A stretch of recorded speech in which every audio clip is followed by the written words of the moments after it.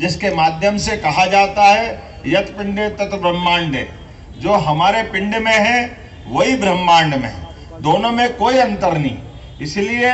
जैसे शरीर के हर हिस्से के अंदर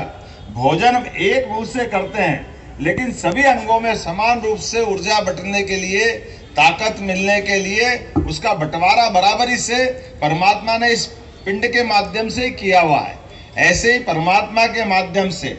चराचर जगत में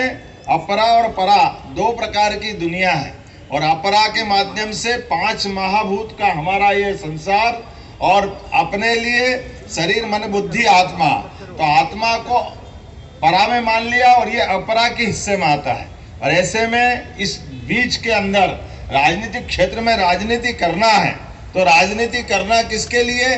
अपने जैसे शरीर के छोटे से छोटे अंग में भी चोट लग जाए तो उस अंग की चोट को ठीक करने के लिए पूरा शरीर का ध्यान जाता है, पूरा शरीर उससे बाहर नहीं आता। उसी भाव को अंगीकार करते हुए राजनीतिक क्षेत्र में आए, सत्ता की ताकत तो आना चाहिए, लेकिन सत्ता की ताकत सच्चे अर्थों में कब आएगी? जब हम गरीब से गरीब आदमी की जिंदगी में भला कर पाएंगे, उसके जीवन की बेहतरी के लिए काम कर पाएंगे। यशस्वी प्रधानमंत्री का जोरदार अभिनंदन करो, जिनके माध्यम से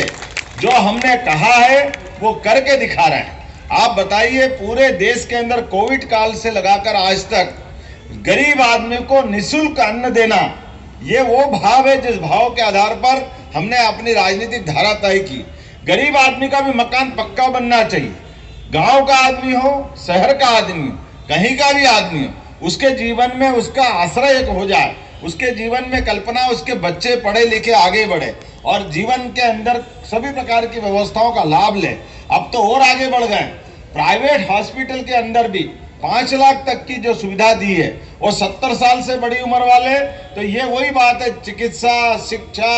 आवास, भोजन, जो न्यूनतम आवश्यकता है किसी भी मनुष्य की, वो सारी आवश्यकताओं की पूर्ति होना चाहिए। आज के इस अवसर